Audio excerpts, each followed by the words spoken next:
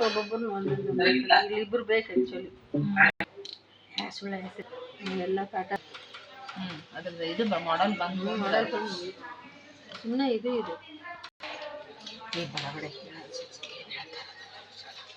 ನಾವು ಮಕ್ಕಳಿಗೆಲ್ಲ ರಿಕಾರ್ಡ್ ಮಾಡಲಿಕ್ಕೆ ನಾನು ಕಳ್ಸಿದ್ದೆ ತಂದು ಆಫ್ ಮಾಡ್ತಾಳಂತ ಮಾಡೋದು ಡ್ಯಾಶ್ ಬೋರ್ಡ್ ಪುಟ ಅಂದ್ರೆ ಸೇವೆ ಪುಟ ಓಪನ್ ಆಗುತ್ತೆ. ಅಲ್ಲಿ ನೀವು ಪೇರೋಲ್ ಮಾಡೆಲ್ ನ ಸೆಲೆಕ್ಟ್ ಮಾಡ್ಕೊಂಡ ತಕ್ಷಣ ಮೆನುವಿನಲ್ಲಿ ಡ್ರಾಫ್ಟ್ ಪೇ ಬಿಲ್ ಅಂತ ಸೆಲೆಕ್ಟ್ ಮಾಡ್ಕೋಬೇಕು. ಸೆಲೆಕ್ಟ್ ಮಾಡ್ಕೊಂಡ ತಕ್ಷಣ ಡ್ರಾಫ್ಟ್ ಪೇ ಬಿಲ್ ಪುಟ ಇಲ್ಲಿ ಓಪನ್ ಆಗುತ್ತೆ. ಫಸ್ಟ್ ನೀವು ಇಲ್ಲಿ ನೋಡ್ಬೋದು ಯಾವ ಮಂತ್ ಮತ್ತೆ ಯಾವ ಇಯರ್ ಅಂತ ನೀವು ಇಲ್ಲಿ ನೋಡ್ಬೋದು. ಸೊ ನಿಮ್ಮ ಅಡ್ಮಿನಿಸ್ಟ್ರೇಟಿವ್ ಡಿಪಾರ್ಟ್ಮೆಂಟ್ ನೇಮ್ ಏನಿದೆ ಅದನ್ನ ನೋಡ್ಬೋದು. ಡೈರೆಕ್ಟರೇಟ್ ಮತ್ತೆ ನಿಮ್ಮ K2DDO ಕೋಡ್ ಇದು ಸರಿ ಇದೆ ಅಂತ ಫಸ್ಟ್ ನೀವು ಚೆಕ್ ಮಾಡ್ಕೊಳ್ಳಿ.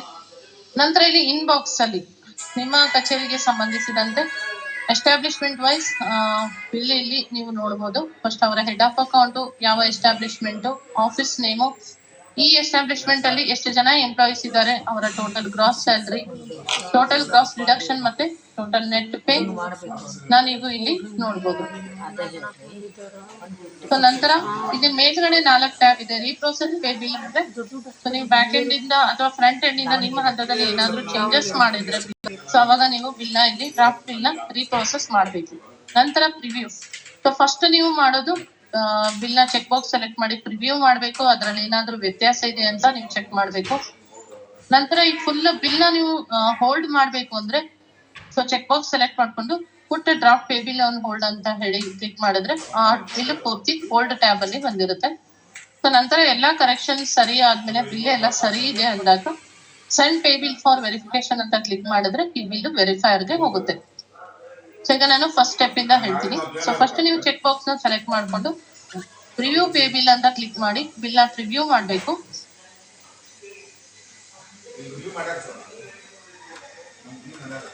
ಸೊ ನಿಮ್ಮ ಪೇ ಬಿಲ್ ಪ್ರಿವ್ಯೂ ಅಲ್ಲಿ ಈ ತರ ಡೀಟೇಲ್ಸ್ ಎಂಪ್ಲಾಯಿ ವೈಸ್ ನೀವು ನೋಡಬಹುದು. ಇದನ್ನ ನೀವು ಎಕ್ಸ್ಪೋರ್ಟ್ ಅಂತ ಕ್ಲಿಕ್ ಮಾಡಿ PDF ಅಲ್ಲಿ ಡೌನ್ಲೋಡ್ ಕೂಡ ನೀವು ಮಾಡ್ಕೋಬಹುದು.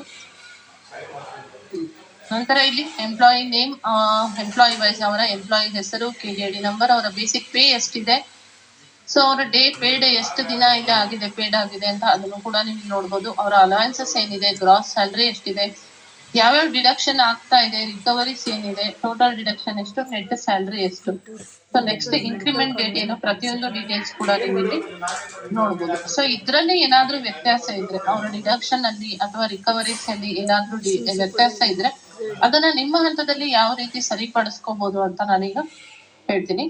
ಸೊ ಫಸ್ಟ್ ನೀವು ಏನೇ ವ್ಯತ್ಯಾಸ ಇದ್ರು ಅಪ್ರೂವರ್ ಲಾಗಿನ್ ಇಂದ ಸರಿಪಡಿಸ್ಕೋಬೇಕು. ಕೆಲವೊಂದು ಮಾತ್ರ ಅಪ್ರೂವರ್ ಲಾಗಿನ್ ಇಂದ ಮಾಡ್ಬೇಕು.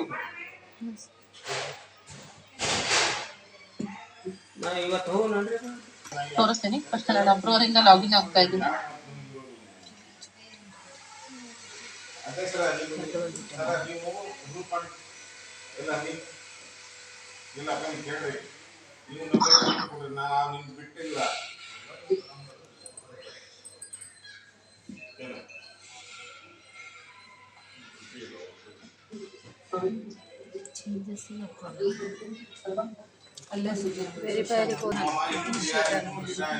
ಸೊ ಅಪ್ರೂವರ್ ಇಂದ ಲಾಗಿನ್ ಆದ ತಕ್ಷಣ ಒಂದ್ ವೇಳೆ ಡಿಡಕ್ಷನ್ ಅಲ್ಲಿ ನಿಮ್ಮ ಲೋನ್ ಡಿಡಕ್ಷನ್ ಅಲ್ಲಿ ಏನಾದ್ರೂ ವ್ಯತ್ಯಾಸ ಇದ್ರೆ, ಎಕ್ಸಾಂಪಲ್ KJD ಲೋನ್ ಅಲ್ಲಿ, GPF ಲೋನ್ ಅಲ್ಲಿ, ಫೆಸ್ಟಿವಲ್ ಅಡ್ವಾನ್ಸ್ ಅಲ್ಲಿ ಏನಾದ್ರೂ ವ್ಯತ್ಯಾಸ ಇದ್ರೆ ಅಪ್ರೂವರ್ ಇಂದ ಲಾಗಿನ್ ಆಗಿ ಲೋನ್ ಅಂಡ್ ಅಡ್ವಾನ್ಸ್ ಅಂತ ಮಾಡೆಲ್ ನ ನೀವು ಸೆಲೆಕ್ಟ್ ಮಾಡ್ಕೋಬೇಕು. ನಂತರ ಮೆನುವಿನಲ್ಲಿ loan and advance KJD loan ಆಗಿದ್ರೆ KJD ಲೋನ್ ಎಡಿಟ್ ಅಂತ ಕ್ಲಿಕ್ ಮಾಡಿ.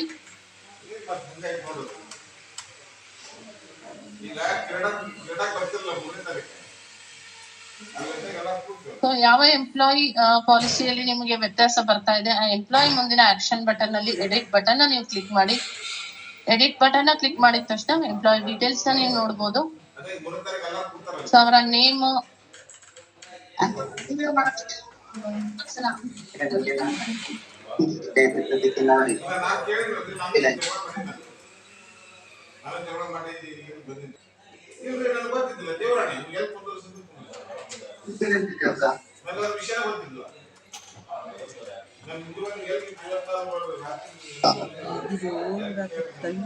ಹಲೋ ಮೇಡಮ್, ನಮಸ್ತೆ madam.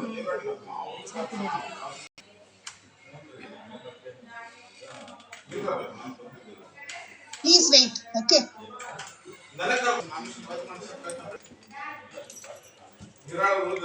Okay, KJD loan edit ಅಂತ ನೀವು ಕ್ಲಿಕ್ ಮಾಡಿದ ತಕ್ಷಣ ಎಂಪ್ಲಾಯ್ನ ಸೆಲೆಕ್ಟ್ ಮಾಡಿ ಅದ್ರ ಮುಂದೆ ಎಡಿಟ್ ಬಟನ್ ಕ್ಲಿಕ್ ಮಾಡ್ತೀರಾ. ಎಡಿಟ್ ಬಟನ್ ಕ್ಲಿಕ್ ಮಾಡಿದ ತಕ್ಷಣ ಎಂಪ್ಲಾಯ್ ಡೀಟೇಲ್ಸ್ ಬರುತ್ತೆ. ಸೊ ಅವರ ಇನ್ಸ್ಟಾಲ್ಮೆಂಟ್ ಡೀಟೇಲ್ಸ್ ಇಲ್ಲಿ ಇರುತ್ತೆ. ಒಂದ್ ವೇಳೆ ಈ ಪಾಲಿಸಿ ಈ ಲೋನ್ ನಿಮ್ಮ ಡ್ರಾಫ್ಟ್ ಬಿಲ್ ಅಲ್ಲಿ ಬರಬಾರ್ದು ಅಂದ್ರೆ, ಡಿಡಕ್ಷನ್ ಅಲ್ಲಿ ಬರಬಾರ್ದು ಅಂದ್ರೆ, ಸೊ ಲಾಸ್ಟ್ ಇನ್ಸ್ಟಾಲ್ಮೆಂಟ್ ಈಗ ಪ್ರಿನ್ಸಿಪಲ್ ಟೋಟಲ್ ಇನ್ಸ್ಟಾಲ್ಮೆಂಟ್ 40 ಆಗಿದ್ರೆ ಪೇಡ್ ಪ್ರಿನ್ಸಿಪಲ್ ಇನ್ಸ್ಟಾಲ್ಮೆಂಟ್ ಕೂಡ ನೀವು 40 ಅಂತ ಮಾಡಿ, ಪೇಡ್ ಇಂಟ್ರೆಸ್ಟ್ ಇನ್ಸ್ಟಾಲ್ಮೆಂಟ್ ನ 8 ಅಂತ ಮಾಡಿ, ಆಲ್ರೆಡಿ ಕ್ಲೋಸ್ಡ್ ಅಂತ ರಿಮಾರ್ಕ್ಸ್ ನ ಹಾಕಿ ಸಬ್ಮಿಟ್ ಮಾಡ್ಬೇಕು. ಒಂದ್ ವೇಳೆ ಇಲ್ಲಿ 40 ತೋರಿಸ್ತಾ ಇದೆ, ನಿಮ್ಗೆ ಬರ್ಬೇಕು, ಇದು ಪಾಲಿಸಿ ಬರ್ತಾ ಇಲ್ಲ ಅಂದ್ರೆ, ಸೊ ಎಷ್ಟು ಇನ್ಸ್ಟಾಲ್ಮೆಂಟ್ ಈಗ ಆಲ್ರೆಡಿ ಆಗಿದೆ, ಸೊ ಎಷ್ಟು ಬಾಕಿ ಇದೆ ಅಂತ ನೀವು ಕರೆಕ್ಟ್ ಆಗಿ ತಿಳ್ಕೊಂಡು, ಸೊ ಪೇಡ್ ಎಷ್ಟಾಗಿದೆ ಆ ಪೇಡ್ ಇನ್ಸ್ಟಾಲ್ಮೆಂಟ್ ನ ಇಲ್ಲಿ ಎಂಟ್ರಿ ಮಾಡಿ, ನಂತರ ರಿಮಾರ್ಕ್ಸ್ ನ ಹಾಕಿ ಸಬ್ಮಿಟ್ ಮಾಡಬೇಕು. ಈ ರೀತಿ ನೀವು ಇನ್ಸ್ಟಾಲ್ಮೆಂಟ್ ನಂಬರ್ ನ ಕರೆಕ್ಟ್ ಆಗಿ ಮೆನ್ಷನ್ ಮಾಡಿ KJD ಲೋನ್ ಅಲ್ಲಿ ಏನಾದ್ರೂ ವ್ಯತ್ಯಾಸ ಬಂದಿದ್ರೆ ಸರಿ ಮಾಡ್ಕೋಬಹುದು. ನೆಕ್ಸ್ಟ್ ಅದೇ ರೀತಿ GPF ಲೋನ್ ಎಡಿಟ್ ಅಂತ ಒಂದು ಆಪ್ಷನ್ ಇದೆ. ಅದನ್ನು GPF ಲೋನ್ ಅಲ್ಲಿ ಏನಾದ್ರೂ ವ್ಯತ್ಯಾಸ ಇದ್ರೆ GPF ಲೋನ್ ಎಡಿಟ್ ಅಂತ ಕ್ಲಿಕ್ ಮಾಡಿ.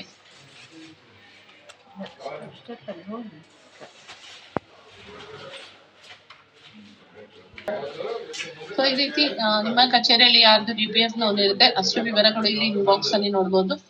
ಸೊ ಯಾರ್ದು ಈಗ ಆಲ್ರೆಡಿ ಕ್ಲೋಸ್ ಅಂತ ಬರ್ತಾ ಇದೆ, ಬರ್ತಾ ಇಲ್ಲ, ಬರ್ಬೇಕು ಅಂತ ಇದ್ರೆ ಎಂಪ್ಲಾಯಿ ಮುಂದಿನ ಎಡಿಟ್ ಬಟನ್ ಕ್ಲಿಕ್ ಮಾಡಿ. ಪ್ರಿನ್ಸಿಪಲ್ ಇನ್ಸ್ಟಾಲ್ಮೆಂಟ್ 40 ಇದೆ, ಪೇಡ್ ಪ್ರಿನ್ಸಿಪಲ್ ಇನ್ಸ್ಟಾಲ್ಮೆಂಟ್ 40 ಅಂತ ತೋರಿಸ್ತಾ ಇದೆ.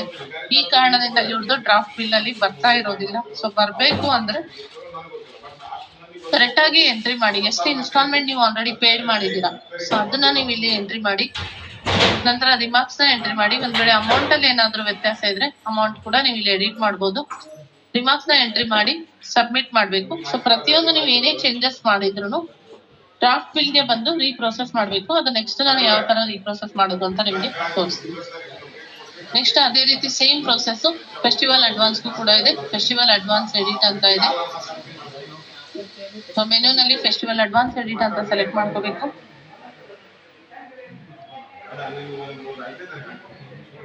ಅವರದು ಕೂಡ ಸೇಮ್, ಯಾವ ಎಂಪ್ಲಾಯ್ದು ಬರ್ತಾ ಇಲ್ಲ, ಬರ್ಬೇಕು ಅಂದ್ರೆ ಆಕ್ಷನ್ ಅಲ್ಲಿ ಎಡಿಟ್ ಬಟನ್ ಕ್ಲಿಕ್ ಮಾಡಿ, ಇನ್ಸ್ಟಾಲ್ಮೆಂಟ್ ಸಂಖ್ಯೆ ಕರೆಕ್ಟ್ ಆಗಿ ಇದೆಯಾ ಅಂತ ಚೆಕ್ ಮಾಡ್ಕೊಳ್ಳಿ.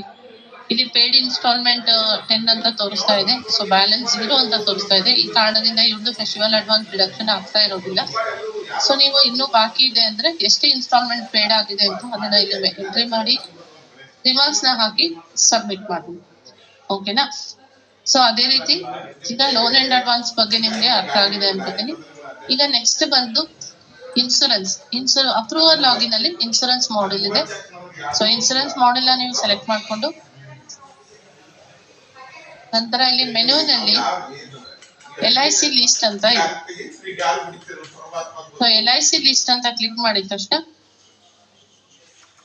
ಸೊ ಯಾರ್ಯಾರ್ದು LIC ಪಾಲಿಸಿ ಮಾಡಿಸಿರ್ತಾರೆ, LIC ಪ್ರೀಮಿಯಂ ಇರುತ್ತೆ, ಸೊ ಅಷ್ಟು ಎಂಪ್ಲಾಯ್ ಡೀಟೇಲ್ಸ್ ಇಲ್ಲಿ ಬರುತ್ತೆ. ಯಾವ ಎಂಪ್ಲಾಯ್ LIC ಕ್ಲೋಸ್ ಆಗಿದ್ರು ಬರ್ತಾ ಇದೆ ಅಂತ ಇದ್ರೆ ಸೊ ಎಡಿಟ್ ಬಟನ್ ಕ್ಲಿಕ್ ಮಾಡಿ, ಅಥವಾ ಕ್ಲೋಸ್ ಆಗಿದ್ರೆ ಈ ಮಂತ್ ಇಂದ ಬರಬಾರ್ದು ಅಂದ್ರೆ ಪಾಲಿಸಿ ಎಂಡ್ ಡೇಟ್ ನ ಮೆನ್ಷನ್ ಮಾಡಿ, ನಂತರ ರಿಮಾರ್ಕ್ಸ್ ನ ಹಾಕಿ ಸಬ್ಮಿಟ್ ಮಾಡಿ ಡ್ರಾಫ್ಟ್ ಬಿಲ್ ನ ರೀಪ್ರೋಸೆಸ್ ಮಾಡಬೇಕು.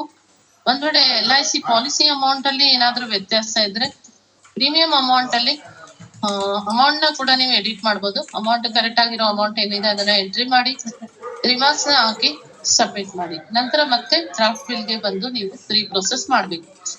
ಸೊ ಈಗ ಇದರಲ್ಲಿ ಇನ್ಸೂರೆನ್ಸ್ ಅಲ್ಲಿ ಅಪ್ರೂವಲ್ ಲಾಗಿನ್ ಅಲ್ಲಿ ನಾನು ಹೇಳ್ತಾ ಇರೋದು, ಅಪ್ರೂವಲ್ ಲಾಗಿನ್ ಅಲ್ಲಿ ಇನ್ಸೂರೆನ್ಸ್ ಮಾಡೆಲ್ ಅಲ್ಲಿ LIC ಕ್ಲೋಸ್ ಆಗಿದ್ರೆ ಮೆಚುರಿಟಿ ಡೇಟ್ ಎಂಡ್ ಡೇಟ್ ಹಾಕಿ ಕ್ಲೋಸ್ ಕೂಡ ಮಾಡಬಹುದು. ಅಮೌಂಟ್ ಅಲ್ಲಿ ವ್ಯತ್ಯಾಸ ಇದ್ರೆ ಅಮೌಂಟ್ ಕೂಡ ನೀವು ಅಪ್ಡೇಟ್ ಮಾಡಬಹುದು. ಓಕೆನಾ? ಮೇಡಮ್ ನಮಸ್ತೆ. ಒಂದ್ ಸಬ್ಮಿಷನ್ ಮೇಡಮ್, LIC ನಲ್ಲಿ ಆಲ್ಮೋಸ್ಟ್ ನಮ್ಮ ಸ್ಟಾಫ್ 90% ಸ್ಟಾಫ್ ಸ್ವಲ್ಪ GST ವೇರಿಯೇಷನ್ ಏನೋ ನಮ್ಗೆ ಗೊತ್ತಾಗ್ತಿಲ್ಲ. 12 ರೂಪೀಸ್, 20 ರೂಪೀಸ್, 35 ರೂಪೀಸ್ ಈ ತರ ಡಿಫ್ರೆನ್ಸ್ ಬರ್ತಾ ಇದೆ ಮೇಡಮ್.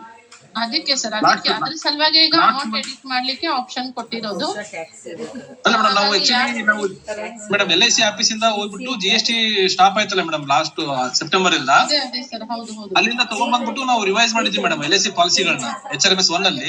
ಕೆಲವೊಬ್ರದ್ದು ಅಪ್ಡೇಟ್ ಆಗಿದೆ, ಕೆಲವೊಬ್ರದ್ದು ಅಪ್ಡೇಟ್ ಆಗಿಲ್ಲ. ಈ ಕಾರಣದಿಂದನೇ ಅಮೌಂಟ್ ಕೂಡ ಎಡಿಟ್ ಮಾಡ್ಲಿಕ್ಕೆ ಆಪ್ಷನ್ ಬಿಟ್ಟಿದ್ದಾರೆ. ಇದೇ ಕಾರಣಕ್ಕಾಗಿನೇ LIC ಅಮೌಂಟ್ ಎಡಿಟ್ ಮಾಡ್ಲಿಕ್ಕೆ ಆಪ್ಷನ್ ಕೊಟ್ಟಿದ್ದಾರೆ. ಸೊ ಯಾರ್ದು ಅಪ್ಡೇಟ್ ಆಗಿ ಬಂದಿಲ್ಲ, ಸೊ ಅದನ್ನ ನೀವು ಇಲ್ಲಿ ಅಪ್ಡೇಟ್ ಮಾಡ್ಕೋಬಹುದು. ಅಪ್ರೂವಲ್ ಲಾಗಿನ್ ಅಲ್ಲಿ ಇನ್ಸೂರೆನ್ಸ್ ಮಾಡೆಲ್ ನಲ್ಲಿ ಅಮೌಂಟ್ LIC ಏನ್ ವೇರಿಯೇಷನ್ ಆಗಿದೆ ಅದನ್ನ ಅಪ್ಡೇಟ್ ಕೂಡ ನೀವು ಮಾಡ್ಬೋದು. ಇಲ್ಲ ಮೇಡಮ್, ಏನೇನ್ ಡೌಟ್ ಇದ್ರು ಲಾಸ್ಟ್ ಗೆ ಕೇಳಿ ಸರ್. ನಾನು ಫಸ್ಟ್ ಎಲ್ಲ ಹೇಳ್ಬಿಡ್ತೀನಿ ಏನೇನ್ ಮಾಡ್ಬೋದು ಅಂತ, ನಂತರ ನಾನು ಲಾಸ್ಟ್ ಹೇಳ್ತೀನಿ. ಓಕೆನಾ? ಇನ್ಸೂರೆನ್ಸ್ ಆಯ್ತು, ಲೋನ್ ಅಂಡ್ ಅಡ್ವಾನ್ಸ್ ಆಯ್ತು. ಅದೇ ರೀತಿ ಸರ್ವಿಸ್ ರಿಜಿಸ್ಟರ್ ಅಂತ ಮಾಡೆಲ್ ಇದೆ.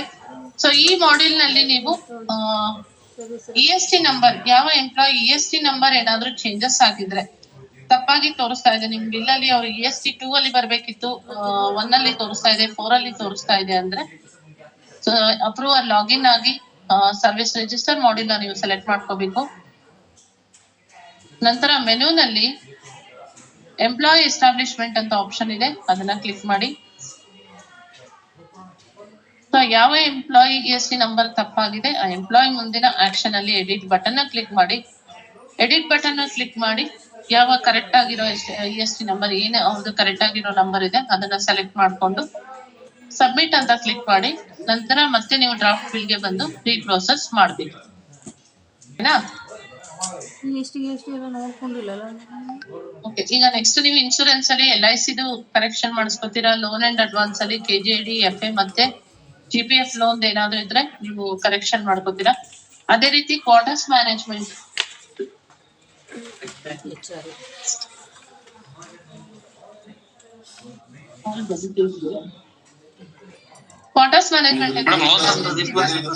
ಎಲ್ಲ ತಪ್ಪಾಗಿ ಬರ್ತಾ ಇದೆ ಅಥವಾ ಡಿಡಕ್ಷನ್ ಅಲ್ಲಿ ಬರ್ತಾ ಇಲ್ಲ ಅಂದ್ರೆ ಕ್ವಾರ್ಟರ್ಸ್ ಮ್ಯಾನೇಜ್ಮೆಂಟ್ ಅಂತ ಇದೆ. ಕ್ವಾರ್ಟರ್ಸ್ ಮ್ಯಾನೇಜ್ಮೆಂಟ್ ಮಾಡೆಲ್ ನೀವು ಸೆಲೆಕ್ಟ್ ಮಾಡ್ಕೊಂಡು ನಂತರ ಕ್ವಾರ್ಟರ್ಸ್ ಮ್ಯಾನೇಜ್ಮೆಂಟ್ ಅಲ್ಲಿ ಕ್ವಾರ್ಟರ್ಸ್ ಲೀಸ್ಟ್ ಎಡಿಟ್ ಅಂತ ಆಪ್ಷನ್ ಇದೆ, ಅದನ್ನ ಕ್ಲಿಕ್ ಮಾಡಿ.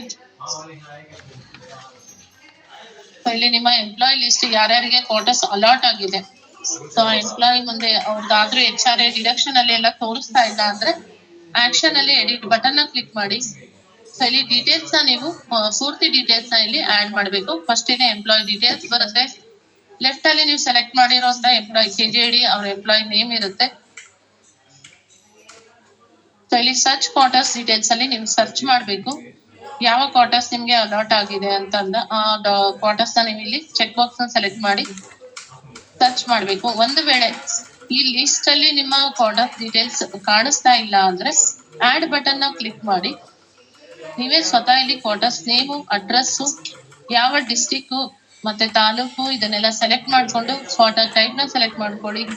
ರೆಂಟೆಡ್ ಅಥವಾ ರೆಂಟ್ ಫ್ರೀನಾ ಡೆಸಿಗ್ನೇಟೆಡ್ ಅಂತ ಸೆಲೆಕ್ಟ್ ಮಾಡಿ. ಕ್ವಾರ್ಟರ್ ನಂಬರ್ ನ ಹಾಕಿ, ಯಾವಾಗ ಆಕ್ಯುಪೈಡ್ ಡೇಟ್ ಏನಿದೆ ಅದನ್ನ ಎಂಟ್ರಿ ಮಾಡಿ, ರಿಮಾರ್ಕ್ಸ್ ನ ಹಾಕಿ, ಸೇವ್ ಅಂಡ್ ನೆಕ್ಸ್ಟ್ ಅಂತ ಕ್ಲಿಕ್ ಮಾಡಿ. ನಂತರ ಆಲ್ ಡೀಟೇಲ್ಸ್ ಆರ್ ವೆರಿಫೈಡ್ ಅಂತ ಒಂದು ಮೆಸೇಜ್ ಬರುತ್ತೆ, ಸಬ್ಮಿಟ್ ಮಾಡಿ. ಡ್ರಾಫ್ಟ್ ಬಿಲ್ಗೆ ಬಂದು ನೀವು ರೀಪ್ರೋಸೆಸ್ ಮಾಡಬೇಕು. ಇನ್ನು ಒಂದ್ ವೇಳೆ ಹೊಸದಾಗಿ ಅಲಾಟ್ ಆಗಿದ್ರೆ ಅದನ್ನ ನೀವು ಇನಿಷಿಯೇಟರ್ ಲಾಗಿನ್ ಅಲ್ಲಿ ಕ್ವಾರ್ಟರ್ಸ್ ಮ್ಯಾನೇಜ್ಮೆಂಟ್ ಮಾಡೆಲ್ ನಲ್ಲಿ ಹೊಸದಾಗಿ ಅಲಾಟ್ ಆಗಿದ್ರೆ, ಈ ಮಧ್ಯದಿಂದ ಆಗಿದ್ರೆ, ಸೊ ಅದನ್ನ ನೀವು ಅಲ್ಲಿ ಎಂಟ್ರಿ ಮಾಡಬಹುದು. ರಿಲೇಟೆಡ್ ಮ್ಯಾನುವಲ್ ಕೂಡ ಟ್ಯುಟೋರಿಯಲ್ ಮಾಡೆಲ್ ನಲ್ಲಿ ಇದೆ, ನೀವು ನೋಡ್ಕೊಂಡು ಆ ರೀತಿ ಸ್ಟೆಪ್ ನೀವು ಫಾಲೋ ಮಾಡಬಹುದು.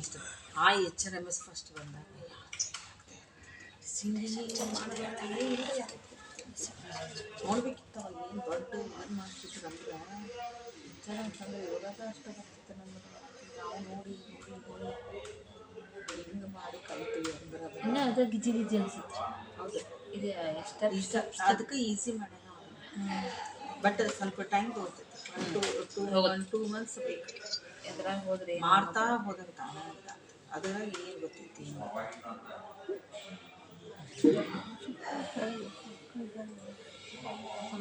ಈಗ ಅದೇ ರೀತಿ ನೀವು ಅಪ್ರೂವಲ್ ಲಾಗಿನ್ ಇಂದ ಯಾವ್ಯಾವ ಸಮಸ್ಯೆಗಳ ಇಶ್ಯೂಸ್ ಏನೇ ಇದ್ರು ನೀವು ಯಾವ ರೀತಿ ಬಗೆಹರಿಸ್ಕೋಬಹುದು ಅಂತ ನೀವು ನೋಡಿದ್ರಿ. ಅದೇ ಒಂದ್ ವೇಳೆ ನಿಮ್ಮ ಹಂತದಲ್ಲಿ ಇಲ್ಲ ಬ್ಯಾಕ್ ಎಂಡ್ ಇಂದ ಇಶ್ಯೂಸ್ ಇದ್ರೆ, ಬೇಸಿಕ್ ಅಲ್ಲಿ ಅಥವಾ ಚಾರ್ಜ್ ಅಲೈನ್ಸ್ ಆಗಿರ್ಬೋದು, ಅದು ಏನಾದ್ರೂ ಇಶ್ಯೂಸ್ ಇದ್ರೆ, ಕ್ಯಾಲ್ಕುಲೇಷನ್ ಮಿಸ್ ಮ್ಯಾಚ್ ಆಗಿದ್ರೆ ನೀವು ಹೆಲ್ಪ್ ಡೆಸ್ಕ್ ಮೂಲಕ, ಅಪ್ರೂವಲ್ ಲಾಗಿನ್ ಅಲ್ಲಿ ಹೆಲ್ಪ್ ಡೆಸ್ಕ್ ಮೂಲಕ ಟಿಕೆಟ್ ನ ರೇಸ್ ಮಾಡಿ ಇಶ್ಯೂಸ್ ನ ಸಾಲ್ವ್ ಮಾಡ್ಕೋಬಹುದು.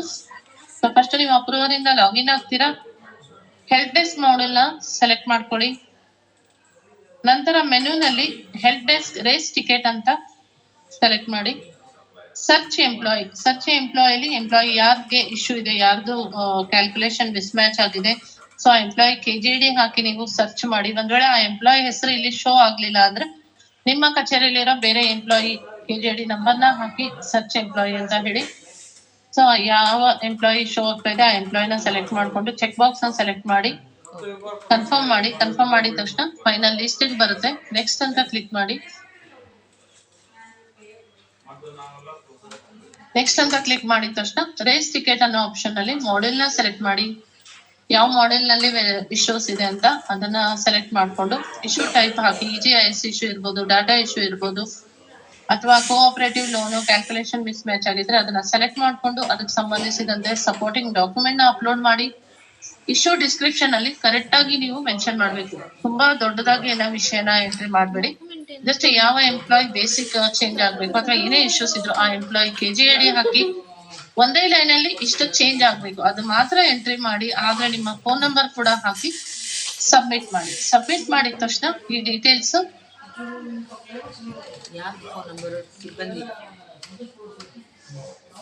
ಸೆಂಟ್ ಅಲ್ಲಿ ನೋಡ್ಬೋದು ಇಲ್ಲಿ. ಸೊ ನೀವೇನ್ ಕಳಿಸಿರ್ತೀರಾ ಸೊ ಇದೇ ಟಿಕೆಟ್ ನಂಬರ್ ಆಗಿರುತ್ತೆ. ಕಂಪ್ಲೇಂಟ್ ID ಇದೆಯಲ್ಲ, ಇದೇ ಕಂಪ್ಲೇಂಟ್ ID ಆಗಿರುತ್ತೆ. ಸೊ ಇಲ್ಲಿ ಕರೆಂಟ್ ಸ್ಟೇಟಸ್ ಅಲ್ಲಿ ನಿಮ್ಗೆ ಸ್ಟೇಟಸ್ ನೋಡ್ಬೋದು, ಇನ್ ಪ್ರೋಗ್ರೆಸ್ ಅಂತ ಇರುತ್ತೆ. ಇಲ್ಲಿ ರಿಸಾಲ್ವ್ ಆದ ತಕ್ಷಣ ರಿಸಾಲ್ವ್ಡ್ ಅಂತ ಬಂದಿರುತ್ತೆ. ಸೊ ಇಲ್ಲಿ ವ್ಯೂ ಬಟನ್ ನ ಕ್ಲಿಕ್ ಮಾಡಿ. ಅವ್ರು ಇಲ್ಲಿ ಕಮೆಂಟ್ ಕೂಡ ಹಾಕಿರ್ತಾರೆ ನಮ್ಮ ಟೀಮ್ ಇಂದ. ಸೊ ಏನು ಅವ್ರ ಫಾಲೋ ಮಾಡ್ಲಿಕ್ಕೆ ಹೇಳಿರ್ತಾರೆ ಆ ರೀತಿ ನೀವು ಫಾಲೋ ಮಾಡ್ಬೇಕು. ಓಕೆನಾ? ಸೊ ಹೆಲ್ಪ್ ಡೆಸ್ಕ್ ಅಲ್ಲಿ ನಿಮ್ಗೆ ಯಾರಿಗೂ ಏನು ಡೌಟ್ ಇಲ್ಲ ಅನ್ಕೋತೀನಿ. ಸೊ ಈಗ ಇನಿಷಿಯೇಟರ್ ಹಂತದಲ್ಲಿ ನೀವು ಯಾವ ಇಶ್ಯೂಸ್ ನ ರಿಸಾಲ್ವ್ ಮಾಡ್ಕೋಬಹುದು ಅಂತ ಈಗ ನಾನು ನೆಕ್ಸ್ಟ್ ತೋರಿಸ್ತೀನಿ. ಇದೀಗ ಅಪ್ರೂವರ್ ಲಾಗಿನ್ ಇಂದ ತೋರಿಸಿದೀನಿ. ಈಗ ಮತ್ತೆ ಇನಿಷಿಯೇಟರ್ ಅಲ್ಲಿ ನೀವು ಯಾವ್ಯಾವ ಇಶ್ಯೂಸ್ ನ ರಿಸಾಲ್ವ್ ಮಾಡ್ಕೋಬಹುದು ಅಂತ ತೋರಿಸ್ತೀನಿ.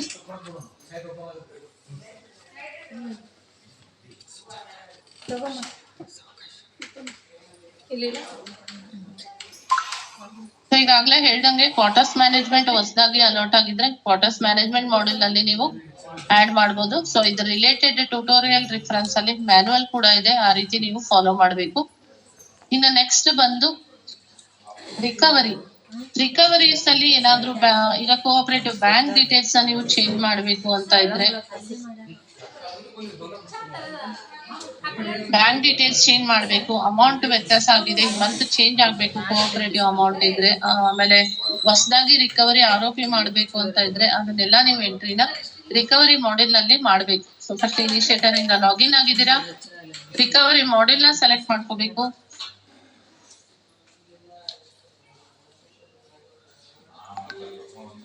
ರಿಕವರಿ ಇನಿಷಿಯೇಟರ್ ಅಂತ ರೋಲ್ ನ ಸೆಲೆಕ್ಟ್ ಮಾಡ್ಕೊಂಡು ಪ್ರೊಸೀಡ್ ಅಂತ ಕ್ಲಿಕ್ ಮಾಡಿ. ನಂತರ ಮೆನ್ಯೂನಲ್ಲಿ ನೋ ಮೆನ್ಯೂಸ್ ರಿಟ್ರೈಡ್ ಅಂತ ಬಂದ್ರೆ ಇಲ್ಲಿ ಪ್ರೊಫೈಲ್ ಅಲ್ಲಿ ನೀವು ಕರೆಕ್ಟ್ ಆಗಿ ಸೆಲೆಕ್ಟ್ ಮಾಡ್ಕೊಳ್ಳಿ. ಪ್ರೊಸೀಡ್ ಅಂತ ಕ್ಲಿಕ್ ಮಾಡಿ.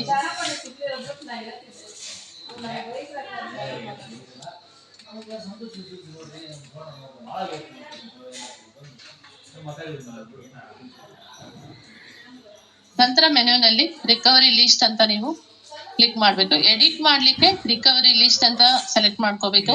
ಒಂದ್ ವೇಳೆ ಹೊಸದಾಗಿ ಆಡ್ ಮಾಡೋದಿದ್ರೆ ಎಂಪ್ಲಾಯಿ ರಿಕವರಿ ಅಂತ ನೀವು ಸೆಲೆಕ್ಟ್ ಮಾಡ್ಕೋಬೇಕು. ಈಗ ಎಡಿಟ್ ಮಾಡೋದು ಯಾವ ತರ ಅಂತ ನಾನು ಹೇಳ್ತೀನಿ. ರಿಕವರಿ ಲಿಸ್ಟ್ ಅಂತ ಸೆಲೆಕ್ಟ್ ಮಾಡಿ.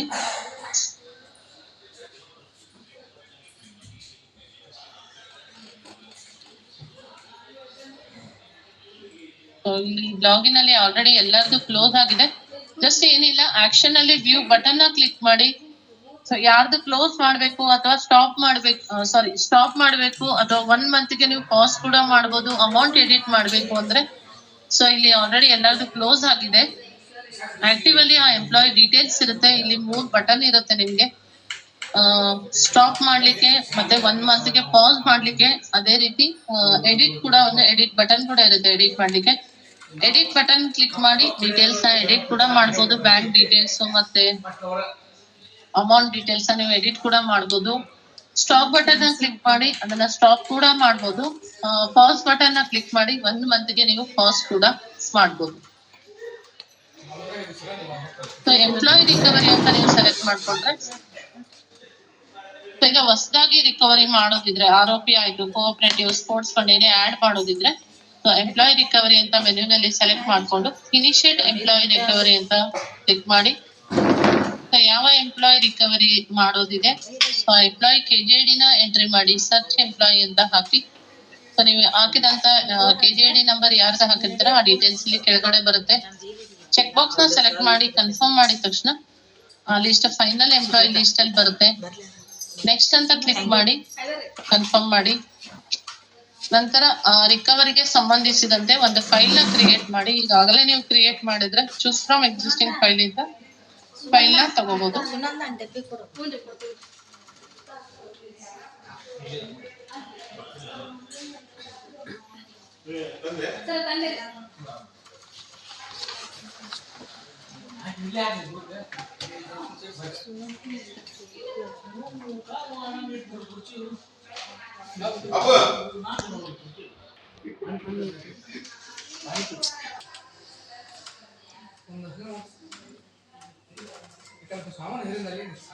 ಸೊ ನಿಮ್ಮ ರಿಕವರಿ ರಿಲೇಟೆಡ್ ಫೈಲ್ ನಂಬರ್ ಏನಾದ್ರು ಇದ್ರೆ ಆ ಫೈಲ್ ನಂಬರ್ ನ ಕೂಡ ಎಂಟ್ರಿ ಮಾಡಬಹುದು. ಸಬ್ಜೆಕ್ಟ್ ನ ಎಂಟ್ರಿ ಮಾಡಿ. ಕಂಪ್ಯೂಟರ್ ನಂಬರ್ ಅಲ್ಲಿ ಆಫೀಸ್ ನಂಬರ್ ಏನಾದ್ರು ಇದ್ರೆ ಅದನ್ನ ಎಂಟ್ರಿ ಮಾಡಿ. ಸೇವ್ ಅಂತ ಕ್ಲಿಕ್ ಮಾಡಿ ಕನ್ಫರ್ಮ್ ಮಾಡಿ. ಸೊ ನೀವು ಕ್ರಿಯೇಟ್ ಮಾಡಿರುವಂತ ಫೈಲ್ ಡೀಟೇಲ್ಸ್ ಇಲ್ಲಿ ಬರುತ್ತೆ. ಇದರಲ್ಲಿ ಏನಾದ್ರೂ ವ್ಯತ್ಯಾಸ ಇದ್ರೆ ಎಡಿಟ್ ಬಟನ್ ನ ಕ್ಲಿಕ್ ಮಾಡಿ ಎಡಿಟ್ ಕೂಡ ಮಾಡಬಹುದು. ಸೊ ಇಲ್ಲಿ ರೆಫರೆನ್ಸ್ ಡಾಕ್ಯುಮೆಂಟ್ ಡೀಟೇಲ್ಸ್ ಅಂತ ಇದೆ. ಇದು ಏನಾದ್ರೂ ರೆಫರೆನ್ಸ್ ಡಾಕ್ಯುಮೆಂಟ್ ಇದ್ರೆ ಅದನ್ನು ಕೂಡ ಇಲ್ಲಿ ಅಪ್ಲೋಡ್ ಮಾಡಬಹುದು. ಬಟ್ ಇದು ಆಪ್ಷನಲ್ ಆಗಿರುತ್ತೆ, ಇದು ಮ್ಯಾಂಡೇಟರಿ ಆಗಿರಲ್ಲ. ನೆಕ್ಸ್ಟ್ ನೀವು ಸೇವ್ ಅಂಡ್ ನೆಕ್ಸ್ಟ್ ಅಂತ ಕ್ಲಿಕ್ ಮಾಡಿ ಕನ್ಫರ್ಮ್ ಮಾಡಿ. ಕನ್ಫರ್ಮ್ ಮಾಡಿದ ತಕ್ಷಣ ನೀವೇನ್ ಕ್ರಿಯೇಟ್ ಮಾಡಿರ್ತಾರ ಆ ಫೈಲ್ ಡೀಟೇಲ್ಸ್ ನೋಡ್ಬೋದು. ಒಂದ್ ವೇಳೆ ಡಾಕ್ಯುಮೆಂಟ್ ಅಪ್ಲೋಡ್ ಮಾಡಿದ್ರೆ ಆ ಡಾಕ್ಯುಮೆಂಟ್ ನ ಇಲ್ಲಿ ನೋಡ್ಬೋದು. ಎಂಪ್ಲಾಯ್ ಲಿಸ್ಟಿಂಗ್ ಅಲ್ಲಿ ಎಂಪ್ಲಾಯ್ ಡೀಟೇಲ್ಸ್ ಬಂದಿರುತ್ತೆ. ಕಂಟಿನ್ಯೂ ಅಂತ ಕ್ಲಿಕ್ ಮಾಡಿ ಕನ್ಫರ್ಮ್ ಮಾಡಿ. ಸೊ ಇಲ್ಲಿ ಮತ್ತೆ ನೀವು ಫೈಲ್ ಡೀಟೇಲ್ಸ್ ನೋಡ್ಬೋದು. ಎಂಪ್ಲಾಯ್ ಡೀಟೇಲ್ಸ್ ಯಾವ ಎಂಪ್ಲಾಯ್ ನೀವು ಸೆಲೆಕ್ಟ್ ಮಾಡಿರ್ತಾರ ಆ ಎಂಪ್ಲಾಯ್ ಪೂರ್ತಿ ವಿವರ ಇಲ್ಲಿ ನೋಡ್ಬೋದು. ಸೊ ಇಲ್ಲಿ ರಿಕವರಿ ಟೈಪ್ ಅಲ್ಲಿ 3 ತರ ಇದೆ: internal recovery, local recovery, normal recovery. So internal recovery ಅಂತ ಸೆಲೆಕ್ಟ್ ಮಾಡ್ಕೊಂಡು ಆರೋಪಿ ಮಾಡೋದಿದ್ರೆ ಇಲ್ಲಿ ಆರೋಪಿ ಅಂತ ಸೆಲೆಕ್ಟ್ ಮಾಡ್ಕೊಳ್ಳಿ. ಸೊ ಅಮೌಂಟ್ ನ ಎಂಟ್ರಿ ಮಾಡಿ, ಎಷ್ಟು ಇನ್ಸ್ಟಾಲ್ಮೆಂಟ್ ಹಾಕಿ ಇನ್ಸ್ಟಾಲ್ಮೆಂಟ್ ಅಮೌಂಟ್ ನ ಎಂಟ್ರಿ ಮಾಡಿ. ಸೊ ಸ್ಟಾರ್ಟ್ ಮಂತ್ ಹಾಕಿ. ಸೊ ಇದೆಲ್ಲ ನೀವು ಇನ್ಸ್ಟಾಲ್ಮೆಂಟ್ ಎಲ್ಲ ಹಾಕಿದಾಗ ಆಟೋಮೆಟಿಕ್ ಎಂಡ್ ಮಂತ್ ಕೂಡ ತಗೊಳುತ್ತೆ. ಸೊ ಇದು ಕೂಡ ಆಪ್ಷನಲ್ ಆಗಿದೆ. ಏನಾದ್ರೂ ಸಪೋರ್ಟಿಂಗ್ ಡಾಕ್ಯುಮೆಂಟ್ ಇದ್ರೆ ಅಪ್ಲೋಡ್ ಮಾಡಿ. ರಿಮಾರ್ಕ್ಸ್ ನ ಹಾಕಿ ಸೇವ್ ಅಂಡ್ ನೆಕ್ಸ್ಟ್ ಅಂತ ಕ್ಲಿಕ್ ಮಾಡಿ. ಕ್ಲಿಕ್ ಮಾಡಿದ ತಕ್ಷಣ ಆಲ್ ಡೀಟೇಲ್ಸ್ ಆರ್ ವೆರಿಫೈಡ್ ಅಂತ ಒಂದು ಮೆಸೇಜ್ ಬರುತ್ತೆ.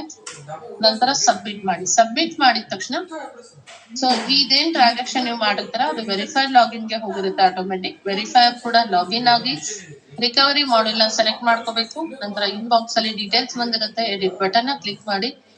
ಸರಿ ಇದ್ರೆ ಅಕ್ಸೆಪ್ಟ್ ಮಾಡಿ ಸಬ್ಮಿಟ್ ಮಾಡಬೇಕು. ಸೊ ಅವರು ಸಬ್ಮಿಟ್ ಮಾಡಿದ ತಕ್ಷಣ ಸೇಮ್ ಅಪ್ರೂವರ್ ಲಾಗಿನ್ ಗೆ ಹೋಗಿರುತ್ತೆ. ಅಪ್ರೂವರ್ ಕೂಡ ಲಾಗಿನ್ ಆಗಿ ರಿಕವರಿ ಮಾಡೆಲ್ ನ ಸೆಲೆಕ್ಟ್ ಮಾಡ್ಕೋಬೇಕು. ಅವರು ಎಡಿಟ್ ಮಾಡಿ ಸರಿ ಇದ್ರೆ ಅಪ್ರೂವ್ ಮಾಡ್ಬೇಕು. ಅಪ್ರೂವ್ ಮಾಡಾದ್ಮೇಲೆ ಸೇಮ್ ಇನಿಷಿಯೇಟರ್ ಲಾಗಿನ್ ಆಗಿ ಡ್ರಾಫ್ಟ್ ಬಿಲ್ ಆಗಿ ರೀಪ್ರೋಸೆಸ್ ಮಾಡ್ಬೇಕು. ಸೊ ಈಗ ನಾನು ಎಡಿಟ್ ಮಾಡಿದ್ದು ತೋರಿಸಿದ್ದಲ್ಲ, ಎಡಿಟ್ ಮಾಡಿದಾಗ ನೀವೇನಾದ್ರೂ ಎಡಿಟ್ ಬಟನ್ ಕ್ಲಿಕ್ ಮಾಡಿದ್ರೆ ಇದೇ ಪೇಜ್ ಓಪನ್ ಆಗುತ್ತೆ. ಯಾವ್ದಾದ್ರು ಕೋಆಪರೇಟಿವ್ ಆಗಿದ್ರೆ ಇಲ್ಲಿ ಅಮೌಂಟ್ ಕೂಡ ನೀವು ಎಡಿಟ್ ಮಾಡಿಗೆ ಈ ತರ ಆಪ್ಷನ್ ಕೂಡ ಇರುತ್ತೆ. ಸೊ ಲೋಕಲ್ ರಿಕವರಿ ಅಂತ ಸೆಲೆಕ್ಟ್ ಮಾಡಿ. ಕೋಆಪರೇಟಿವ್ ಇದ್ರೆ ಕೋಆಪರೇಟಿವ್ ಅಂತ ಹಾಕಿ ಇದು ಹೊಸದಾಗಿ ಮಾಡೋದಿದ್ರೆ ಸೊ ಇಲ್ಲಿ 2 ಆಪ್ಷನ್ ಇರುತ್ತೆ: ಫಿಕ್ಸ್ಡ್ ಮತ್ತೆ ಇನ್ಸ್ಟಾಲ್ಮೆಂಟ್ ಅಂತ. ಇನ್ಸ್ಟಾಲ್ಮೆಂಟ್ ಆಗಿದ್ರೆ ಇನ್ಸ್ಟಾಲ್ಮೆಂಟ್ ಅಂತ ಸೆಲೆಕ್ಟ್ ಮಾಡಿ.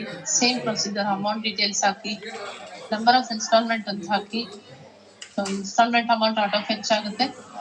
ಅದರ ಪ್ರಕಾರ ಎಂಡ್ ಮಂತ್ ಕೂಡ ಆಟೋ ಫೆಚ್ ಆಗುತ್ತೆ. ನಂತರ IFSC ಕೋಡ್ ನ ಎಂಟ್ರಿ ಮಾಡಿ. ಗೆಟ್ ಬ್ಯಾಂಕ್ ಡೀಟೇಲ್ಸ್ ಅಂದ್ರೆ ಬ್ಯಾಂಕ್ ನೇಮ್ ಮತ್ತೆ ಬ್ರಾಂಚ್ ನೇಮ್ ಇಲ್ಲಿ ಬರುತ್ತೆ. ಅಕೌಂಟ್ ಟೈಪ್ ನ ಸೆಲೆಕ್ಟ್ ಮಾಡ್ಕೊಂಡು ಅಕೌಂಟ್ ನಂಬರ್ ನ ಎಂಟ್ರಿ ಮಾಡಿ. ಏನಾದ್ರೂ ಸಪೋರ್ಟಿಂಗ್ ಡಾಕ್ಯುಮೆಂಟ್ ಇದ್ರೆ ಅಪ್ಲೋಡ್ ಮಾಡಿ. ರಿಮಾರ್ಕ್ಸ್ ನ ಹಾಕಿ ಸೇವ್ ಅಂಡ್ ನೆಕ್ಸ್ಟ್ ಅಂತ ಕ್ಲಿಕ್ ಮಾಡಬೇಕು. ನಂತರ ನೆಕ್ಸ್ಟ್ ಪುಟದಲ್ಲಿ ಆಲ್ ಡೀಟೇಲ್ಸ್ ಆರ್ ವೆರಿಫೈಡ್ ಅಂತ ಒಂದು ಮೆಸೇಜ್ ಬರುತ್ತೆ. ನಂತರ ಸಬ್ಮಿಟ್ ಮಾಡಿದ ತಕ್ಷಣ ಸೇಮ್ ಪ್ರೊಸೀಜರ್ ವೆರಿಫೈಡ್ ಹೋಗುತ್ತೆ. ಅವರು ಕೂಡ ಸಬ್ಮಿಟ್ ಮಾಡಿದ ತಕ್ಷಣ ಅಪ್ರೂವರ್ ಹೋಗುತ್ತೆ. ಅಪ್ರೂವರ್ ಕೂಡ ಅಪ್ರೂವ್ ಮಾಡಿ ಡ್ರಾಫ್ಟ್ ಬಿಲ್ ಗೆ ಬಂದು ಫ್ರೀ ಪ್ರೊಸೆಸ್ ಮಾಡಬಹುದು.